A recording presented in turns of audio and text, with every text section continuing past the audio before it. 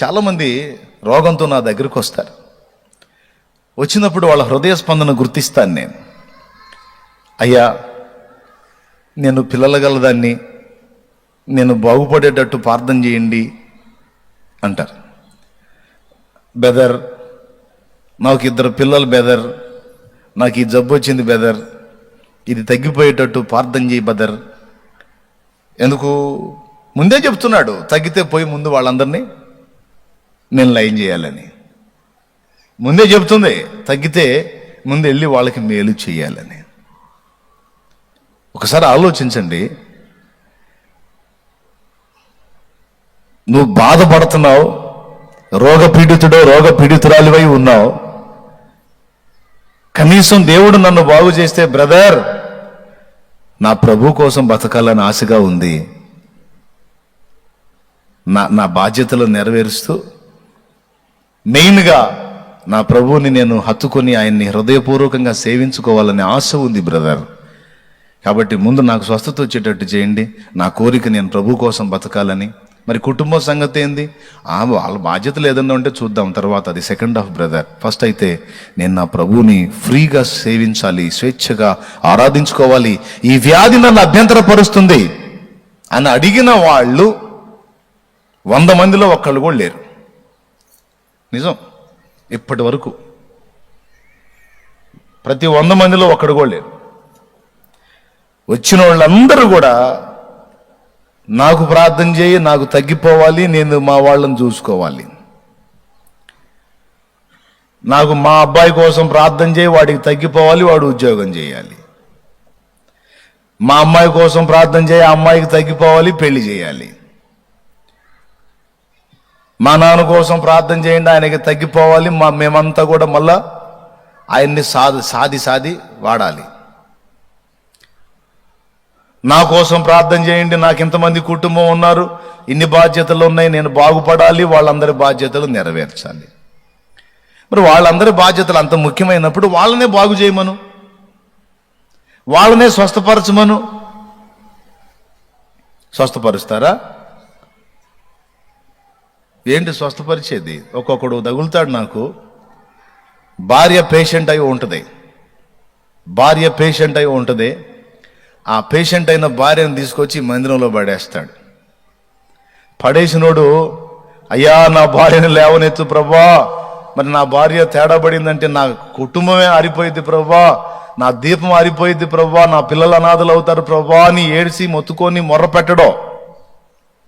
ఇక్కడ భార్యను పడేసి, ఒరే పాస్టరు నువ్వే ప్రార్థన చేసుకో అని వాడు రోడ్డు మీద సిగరెట్ తాగుతా తిరుగుతుంటాడు.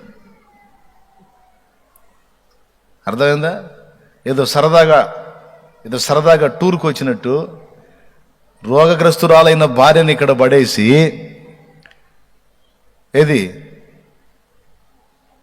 ఆడేవో రోడ్డు మీద తిరుగుతూ ఉంటాడు సిగరెట్ తాక్కుంటా. తాగి మళ్ళా లోపలికి వచ్చి, బయట దాగి ఎక్కడో ఆ రోడ్డు మీద దాగి లోపలికి వచ్చి, ఏందమ్మా ప్రార్థన చేశాడా పాస్టర్ గారు? చెల్లేదా? ఇంకా రాలేదా? ఇంకా రాకపోవటం ఏంది? సరేలే ఇప్పుడే వస్తా నాకు అని మళ్ళా పోయి టీ దాగి మళ్ళీ సిగరెట్ దాగి వస్తుంటాడు. ఒక మాట అడుగుతున్నాను, ఆమె నేను ప్రార్థన చేస్తాను, స్వస్థత పొందిద్ది, బాగుపడిద్ది, దేవుడు స్వస్థపరుస్తాడు. స్వస్థపరిచినాక ఇక మందిరంలోనే ఉంచుతావా, తీసుకెళ్తావా? అంటే రోగం వస్తేనేమో బాగుపడేటట్టు ప్రార్థన చేసేది నేను, బాగు చేసేది ప్రభు, బాగుపడంగానే తీసుకొని పోయేది నువ్వా? ఉంచే కాంతున్నా అలాగే ఉంచేసే శుభ్రంగా మందిరంలో పరిచర్య చేసుకుంటా ఉంటుంది. అయ్యో బాబోయ్ భలే పని, నేను ఆడెందుకు ఉంచుతాను నేను అంటే, ఉంచకపోతే అయ్యో అసలు ఎక్కడికి ఎందుకు తెచ్చాను అనుకున్నావు? ఆ మనిషి లెగిస్తే కుటుంబంలో చాలా బాధ్యతలు ఉన్నాయి. మరి ఆమె ఇంట్లో పనులు చేయొద్దు, నాకు పని చేయొద్దు, పిల్లల పని చేయొద్దు, ఈ పనులన్నీ చేయాలి. ఆమె లేకపోతే అసలు మాకు నడవదయ్య గారు. మరి అంత ముఖ్యమైనప్పుడు రోడ్డు మీద సిగరెట్ తాగుతా తిరుగుతావేమిరా గాలి వెధవా అందామనిపించింది. కానీ అనకూడదుగా, అనను. దేవునికి స్తోత్రం కలుగును గాక. హల్లెలూయా. ఇప్పుడు నీకంత ముఖ్యమైనప్పుడు, నీకంత ప్రాముఖ్యమైనప్పుడు, ఆమె లేనిది నీకు నడవనప్పుడు ఆమె దగ్గర కూర్చొని ఏడవేమిరా నాయనా? మోకాళ్ళేసి మొత్తుకోవాలి కదా, కన్నీరు గార్చి బ్రతిమలాడి ప్రభువుని బ్రతిమలాడి బ్రతికించుకోవాలి కదా. అజ్జయ్యరు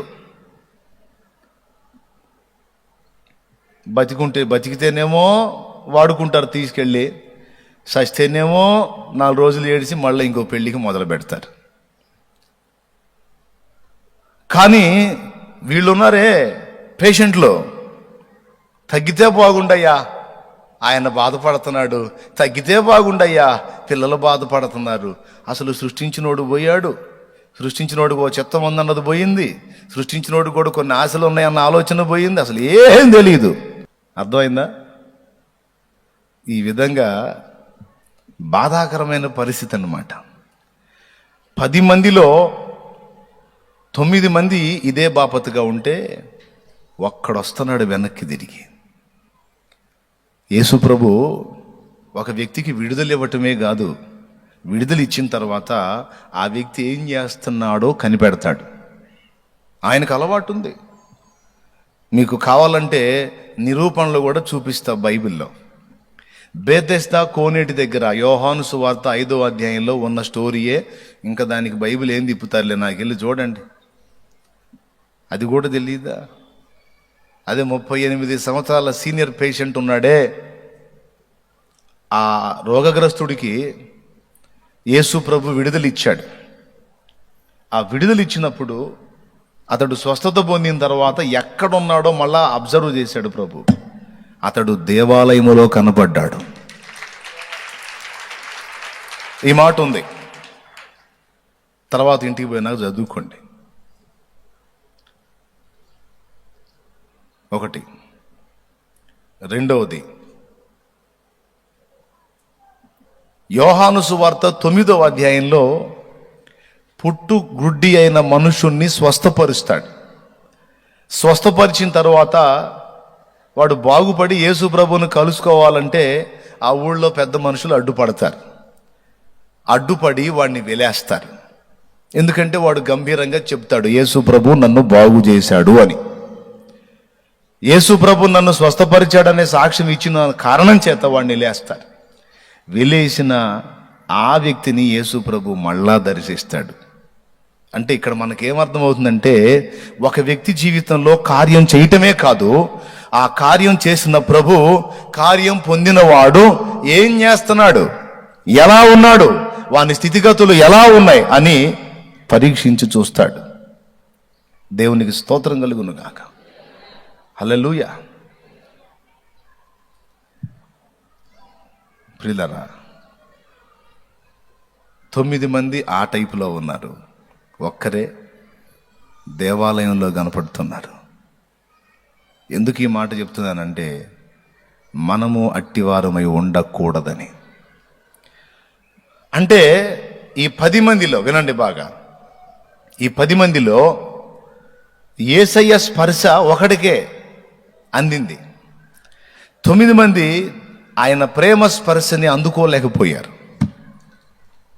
స్వస్థత పొందటం మామూలు సంగతే కానీ యేసయ్య స్పర్శ పొందటం అనేది గొప్ప సంగతి. అర్థమైందా? ఆ స్పర్శ వీనికి అందింది. అందుకే అటు పరిగెత్తలా, వాళ్ళ ఇంటికి పరిగెత్తలా, వాళ్ళ భార్య పిల్లల దగ్గరికి పరిగెత్తలా, అమ్మాయి మాయ్ ఇదిగో తగ్గింది నాకు అని చూపించుకోవడానికి పరిగెత్తలా, పిల్లల దగ్గరికి పరిగెత్తలా, లేకపోతే ఊళ్ళో ప్రజల దగ్గరికి పరిగెత్తలా. దీనంతటికి కారణం నా యేసయ్య.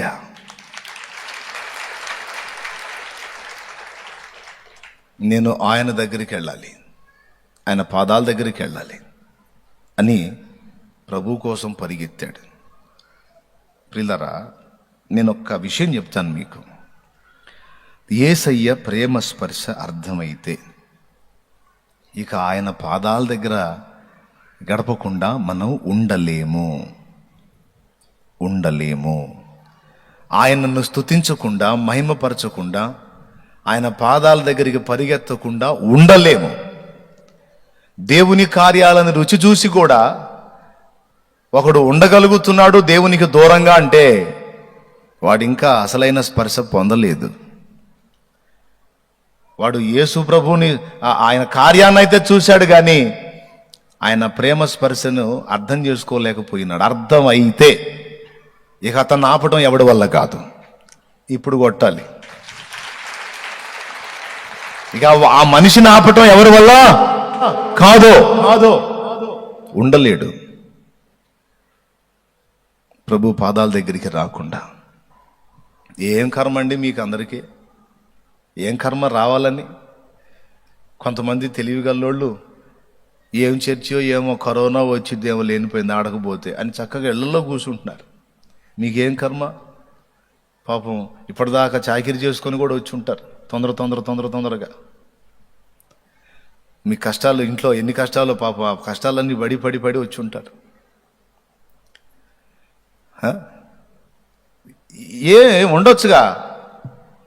ఇప్పుడు మీరు రాకపోతే నేనేమంటాను అన్నా, కొంచెం అదే కరోనా బలహీనతలు ఉన్నాయి కదా అందుకని ఆగేయాలి అన్నా అని హాయిగా వంక చెప్పొచ్చు. సూపర్గా దొరికింది ఇప్పుడు కరోనా వంక. ఎగొట్టేయచ్చు దేవుని సన్నిధికి. కానీ ఆగగలుగుతున్నారా? ఉండలేరు. ఎందుకంటే ఆయన పాదాల దగ్గర ఉన్న ఆనందం, ఆయన ప్రేమ స్పర్శలోని మాధుర్యం నీకు అర్థమైనందున నువ్వు ఇంటికాడ ప్రశాంతంగా ఉండలేవు.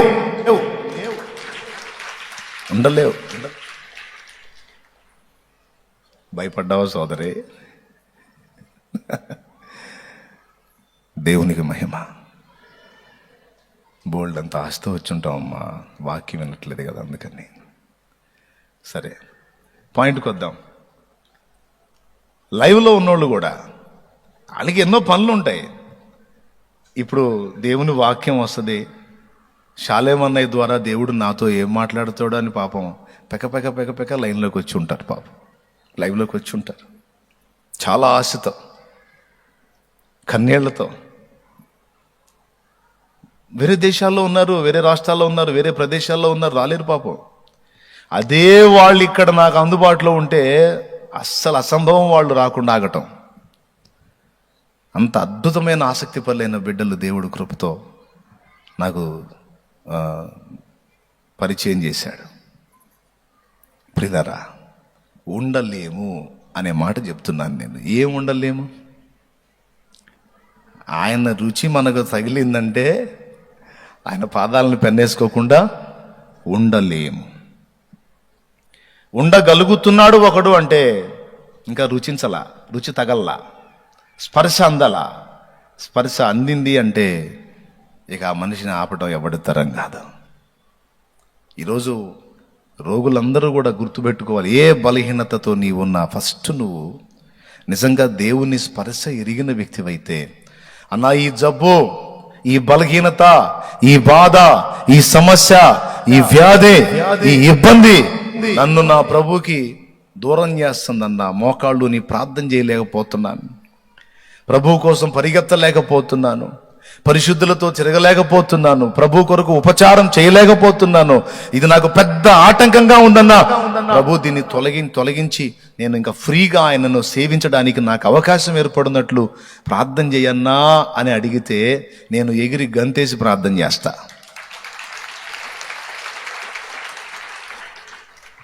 అర్థమైందా?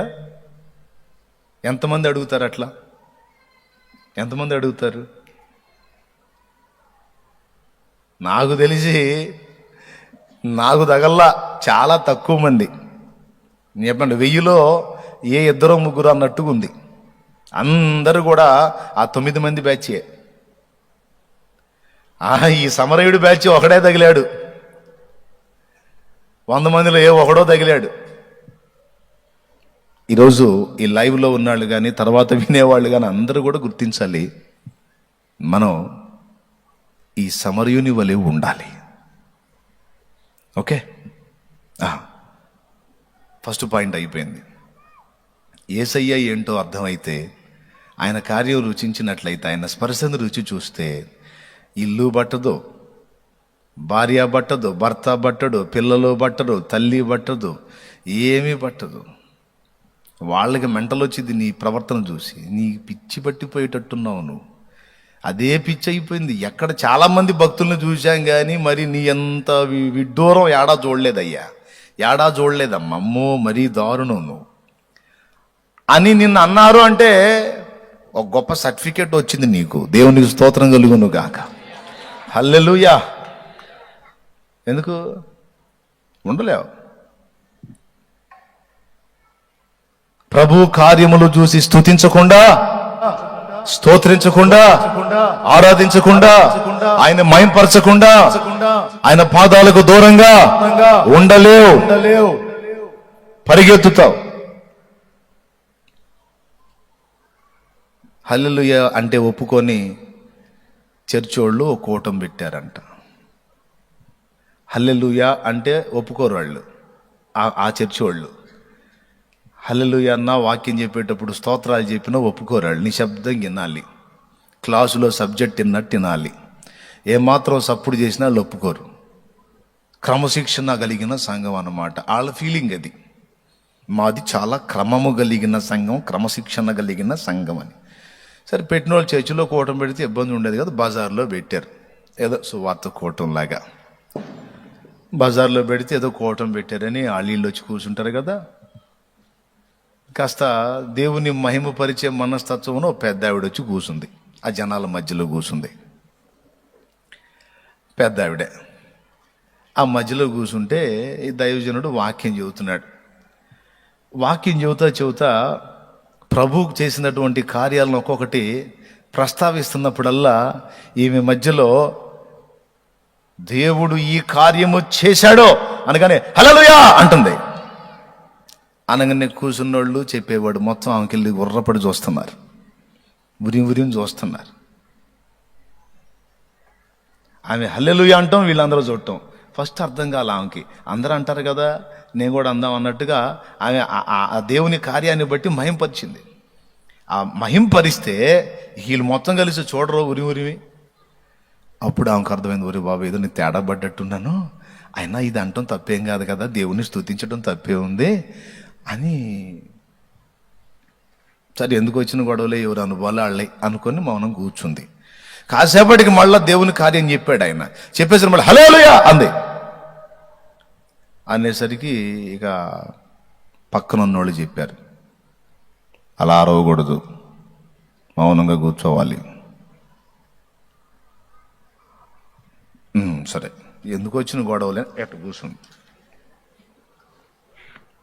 ఆగట్లా మరి ఆమెకి. మళ్ళీ కాసేపటికి మళ్ళా ఒక కార్యం చెప్పాడు దేవుడు చేసిన కార్యాలు. ఇప్పుడు మీరు చూడండి, చప్పట్లు కొట్టవద్దన్న కొడుతున్నారు అంటే ఉండలేకపోతున్నారు మీరు. స్తోత్రం, హల్లెలూయా. అట్లాగా మళ్ళీ ఒక కార్యం చెప్పేసరికి హల్లెలూయా ఈ అడ్డం పెట్టుకుంది కదా నోటికి, ఇది కూడా పోయింది హల్లెలూయా. ఇక ఆ వాక్యం చెప్పాను, ఆమె ఎవరో చూడండి అయ్యా, మొత్తాన్ని గందరగోళం చేస్తాను చూడండి ఆమెని అని చెప్పి పంపిస్తే ఇద్దరు వచ్చారు. ఇదో పెద్ద ఆవిడ, బుద్ధి లేదా నీకు? ఏంది అరుపులేంది? ఏంది అరుపులు? ఇంకోసారి అరిస్తే మర్యాదగా ఉండదు అన్నాడు. సరే బాబా, నేను కూడా అరవద్దని అనుకుంటున్నానయ్యా, ఏం జరుగుతుందో తెలియట్లేదు కానీ నాకు ఆ ప్రభు కార్యాలు విన్నప్పుడు మాత్రం ఆయన మహింపరచకుండా ఉండలేకపోతున్నాను, అది ఒక బలహీనత అయిపోయింది నాకు అని. ఇక రెండు చేతులు ఎడబడి గట్టిగా కూర్చుంది, నోరు మూసేసుకో. కాసేపటికి మళ్ళీ ఆయన దేవుని కార్యాన్ని వివరించాడు. ఏం వల్ల గాల, చేతులు తీసి ఏమైతే అది అయింది హల్లెలూయా అంది మళ్ళీ. ఇక ఆయన వాక్యం ఆపి నలుగురికి వెళ్ళి చూశాడు, ఇందాక నేను చూసినట్టు. చూసేసరికి ఆ నలుగురు పోయి ఇద్దరేమో కాళ్ళు పట్టుకున్నారు, ఇద్దరేమో చేతులు పట్టుకున్నారు. అలాగూ పైకి లేపి మరి లేకపోతే అక్కడి నుంచి వెళ్ళట్లా, అలాగే నోరు మూసుకొని కూర్చోట్లే. మరి ఏం చేయాలా? అందుకని నలుగురు పట్టుకొని ఇక ఆమెని మోసుకుంటా తీసుకెళ్తున్నారు. ఆమె అంటుంది, ఎందుకయ్యా ఏం తప్పు చేశానని, ఎందుకు నన్ను పక్కకి బయటికి తీసుకెళ్తున్నారు, ఏం తప్పు చేశానని అంటే నోర్మై హల్లెలూయా అంట, హల్లెలూయా యాడ్ నేర్చా లే అని అలాగూ పాపం ఆయన మోసుకొని పోతా ఉంటే ఆమె తక్కువది కాదు. ఆమె కూర్చున్న వాళ్ళతో అంటుందంట, అమ్మా యెరూషలేముకి యేసయ్య వచ్చినప్పుడు ఎన్ని గాడిదలు మోసినాయమ్మా అందంట. ఒక్క గాడిదే అన్నారు కూర్చున్నాళ్ళు. ఆ యేసయ్యను స్తుతించినందుకు నన్ను చూడమ్మా 4 గాడిదలు మోస్తున్నాయి అందట.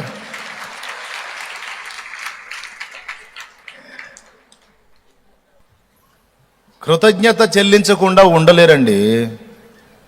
అర్థమైందా? కృతజ్ఞత కలిగిన వాళ్ళు 10 మందిలో ఒక్కరే, అది గుర్తుపెట్టుకోండి. ఎందుకంటే ఒకడే వచ్చాడు కాబట్టి.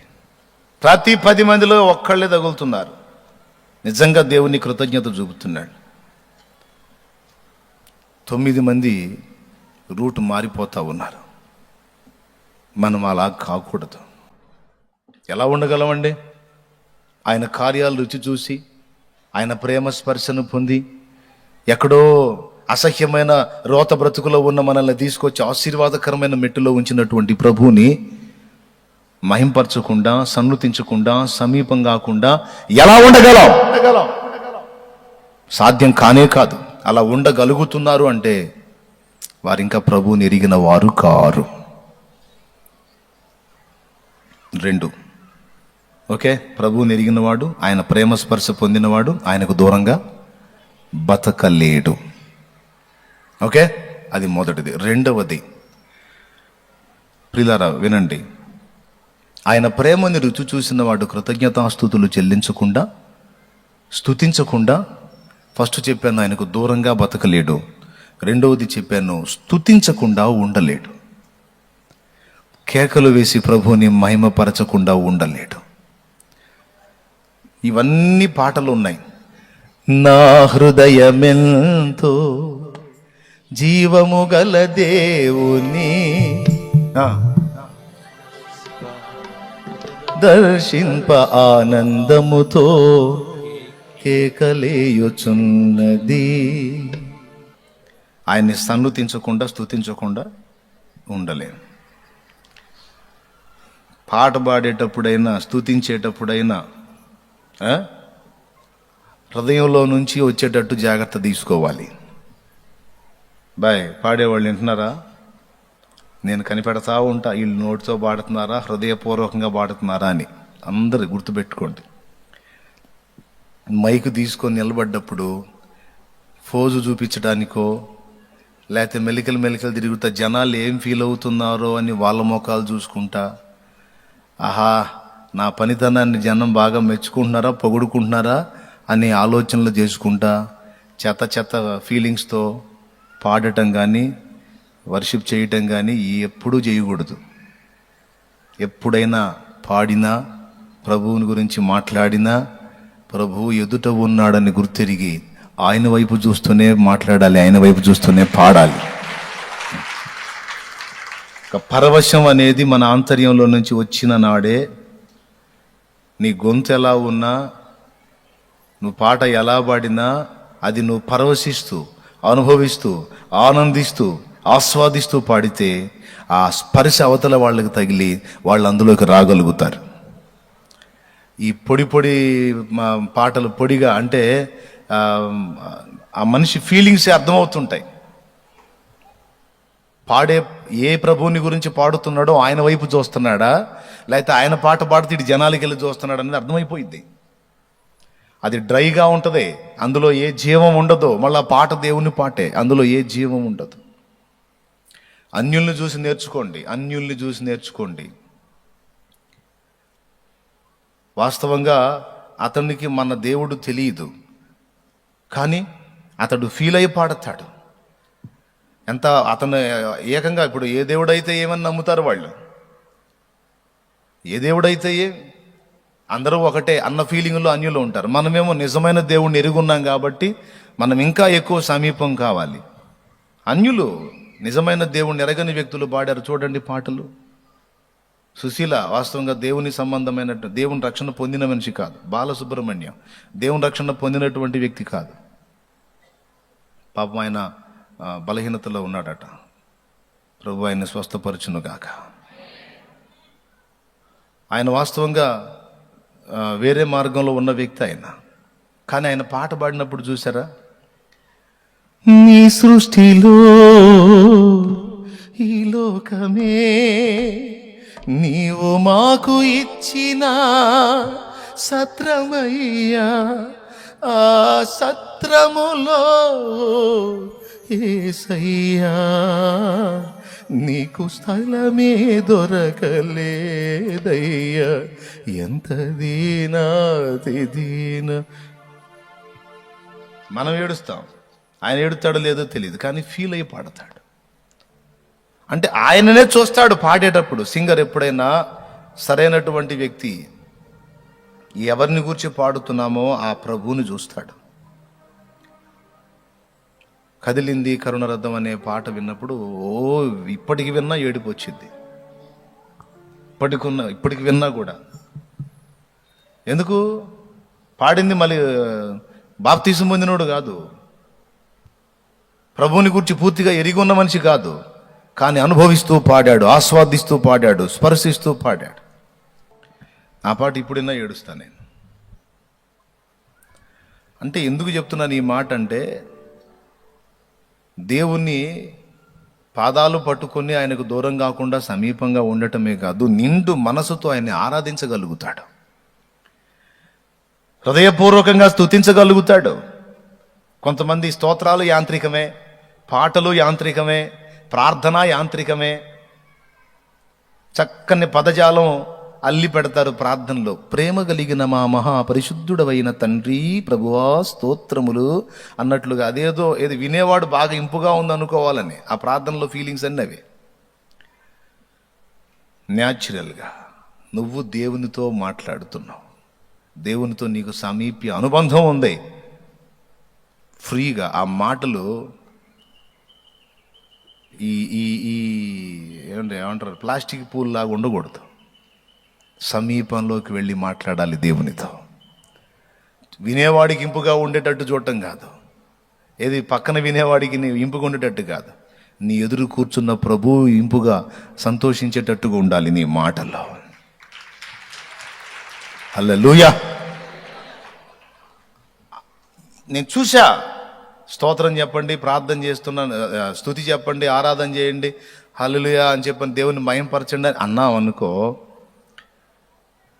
అందులో చాలా వరకు యాంత్రికత కనపడిద్ది. దేవుని మహింపరచండి అన్నప్పుడు మనసారా ప్రభా, ఒట్టిగా స్తోత్రాలు చెప్పటం కన్నా కూడా దేవుని కార్యాలు వర్ణిస్తూ స్తోత్రాలు చెప్తే ఇంకా బాగుంటుంది. ఈ కార్యాలు చేసినావు నాయనా నీకు స్తోత్రం అయ్యా అని అట్లా వర్ణించుకుంటా దగ్గరికి వెళ్ళిపోవచ్చు ఇక ఆయనకి. అంటే విమర్శించట్లేదు సుమి, నేర్పుతున్నా ఎట్లా దగ్గరికి చేరాలని. పాడినా కూడా పాడేటప్పుడు అవకాశం ఉన్నంత వరకు కళ్ళు మూస్తేనే మంచిది. కళ్ళు మూస్తేనే అప్పుడు ఫీల్ కాగలుగుతావు. కళ్ళు తెరిస్తేనే ఇక మనుషులు కనపడతారు. మరి అట్టయితే నువ్వెందుకు కళ్ళు తెరుస్తున్నావు మాకు చెబుతున్నావుగా అంటే, నేను మీకోసం కళ్ళు తెరుతున్నా. ఎందుకంటే ఇప్పుడు నాకు ఒక బాధ్యత కాకుండా ఇంకొక బాధ్యత మీద పడింది. నేను ఆనందిస్తున్నా, నా పాటలో నా ప్రభువుని మయంపరుచుకుంటున్నా. దేవుడు నాకు ఇచ్చిన పాటలో నేను ఆనందిస్తున్నా, నేను సంతోషిస్తున్నా, నేను పరవశిస్తున్నా. మరి వీళ్ళకి ఆ అనుభవం ఉందా లేదా అని వెతుకుతున్నా.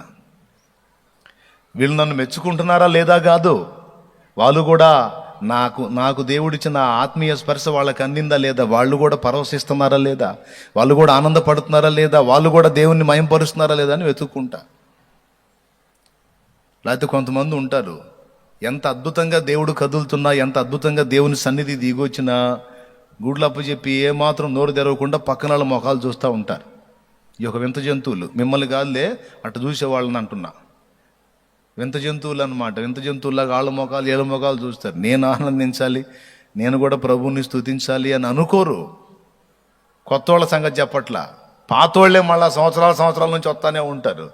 నోరు తెరిచి ప్రభువా నీకు స్తోత్రం అయ్యా తండ్రి అనలేరు. సో అలాగా నిజంగా ఆత్మీయ స్పర్శ పొందినవాడు ఉండలేడు అట్లా. దేవునికి మహిమ. ఓకే, ఇక ఎట్ట పాడతారు? పాడితే జనాలు వినాలని పాడతారా? మరి ఎలా పడతారు? పరవశించండి అంతే.